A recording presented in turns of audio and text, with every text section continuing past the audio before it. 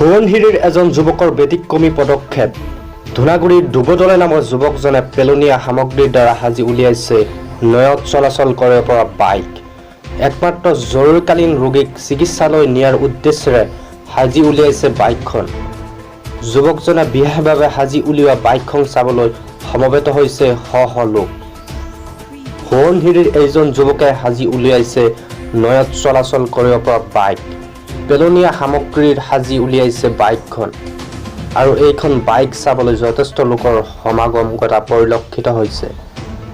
আৰু সোৱণশিৰিৰ বুকত পৰীক্ষামূলকভাৱে তেওঁ বাইকখন চলাইছে আৰু এই যুৱকজনৰ ব্যতিক্ৰমী পদক্ষেপক শলাগ লৈছে অঞ্চলবাসীয়ে। দৰ্শকসকলক সেই দৃশ্য দেখুৱাই আছো যে সোৱণশিৰিৰ এজন যুৱকৰ ব্যতিক্ৰমী পদক্ষেপ।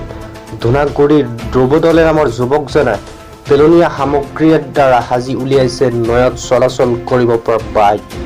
একমাত্ৰ জৰুৰীকালীন ৰোগীক চিকিৎসালয় নিয়াৰ উদ্দেশ্যেৰে সাজি উলিয়াইছে বাইকখন। Ako buray to ko. Pasalit na sa aruma na.